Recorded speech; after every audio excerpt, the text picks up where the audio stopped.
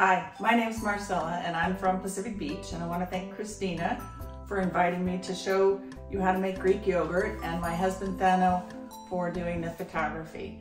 So let's get started. Let's talk about the things you'll need for today. One, you'll need a stove. It may be gas or electric. I use a gas stove. You'll need a pot, pretty wide bottom with a lid. You'll need something to stir with. You will need your milk. I like to use whole milk for my yogurt. The amount of fat in it makes it creamier. You can use 2% though. In fact, on a website I'll give you on the written exercises, it tells you about making yogurt from non-dairy milks and also goat milk.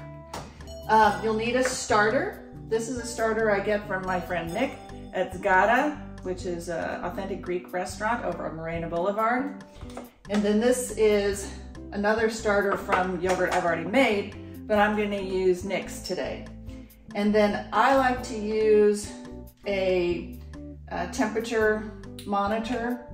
I use this laser guided one, which seems, expensive and crazy, but it's not. They're pretty cheap now.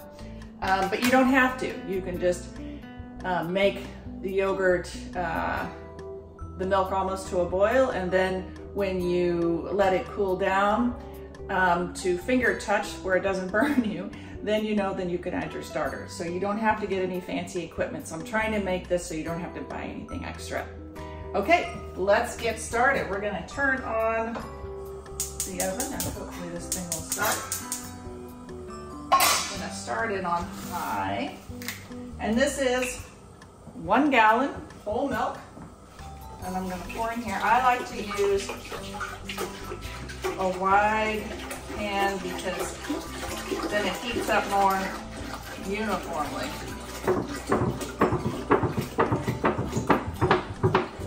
So I just pour the whole thing in here. And then it says, lots of the recipes say to start on medium. I am not that patient, so I go ahead and start on high to begin with. Let's check the temperature first. So this milk in here right now is at 65 degrees Fahrenheit. So you keep stirring. Why would you want to make your own yogurt? Because it takes some time, but not really. But think about it, you can control your own ingredients. I was reading that even Greek yogurt that you buy has some ingredients that aren't labeled. So you know what's in your yogurt. You know there are no emulsifiers or any what we call highly processed foods. You know how it's made. You can control the amount of lactose because the longer you let it ferment, you can the bacteria will then eat up the sugar, so you can decrease the amount of lactose.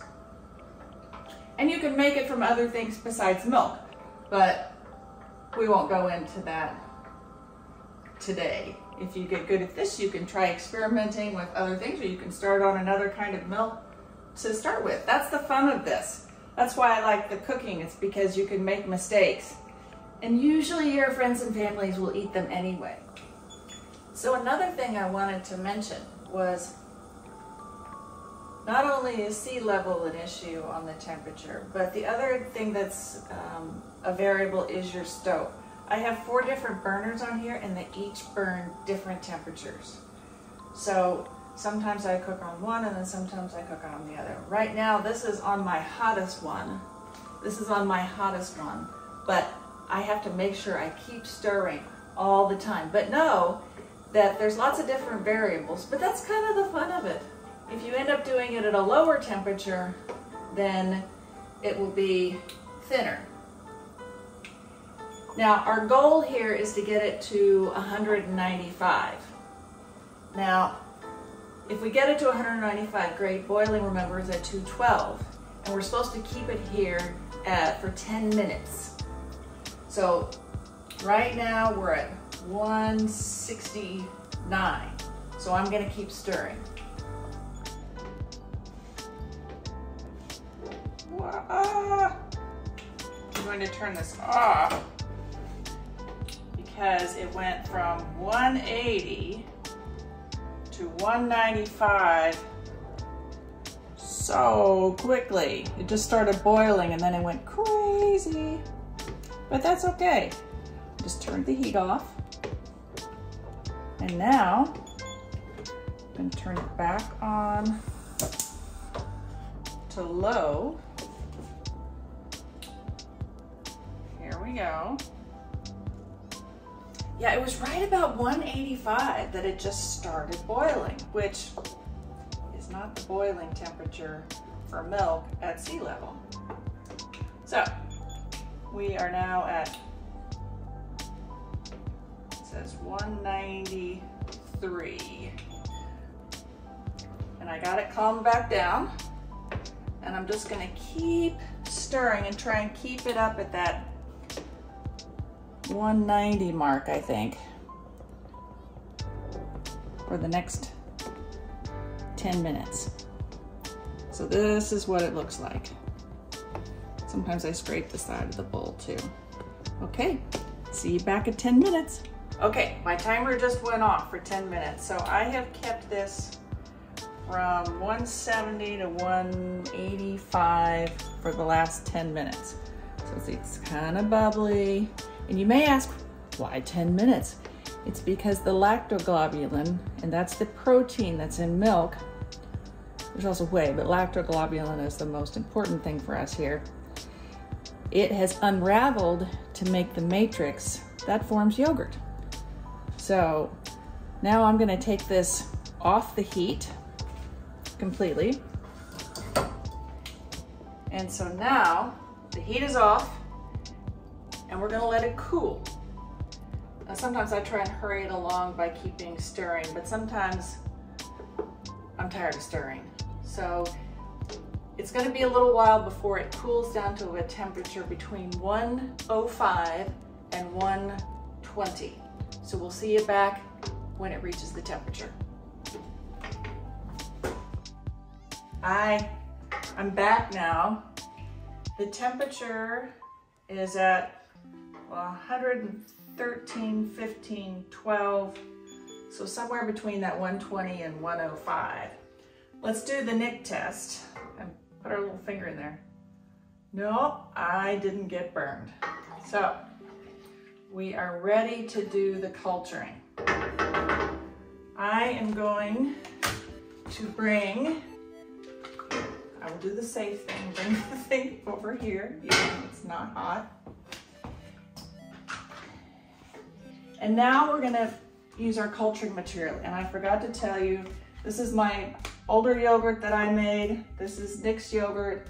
And then I have a placeholder here for yogurt you buy at the store. Make sure you get one that's only 8 ounces because those turn over quicker. And then also make sure it has live active cultures, which means live bacteria. But that's what you need to make your own yogurt from the store. So all you do is you take your best stuff here, and that's there. And then I take little pieces and just put it in, stir it in nicely. This is about, I don't know, 3 or 4 ounces maybe. Oh, actually maybe 2 ounces. And mix it all in nicely.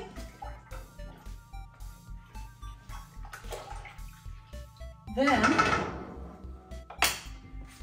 put the lid on, and this is the funny part.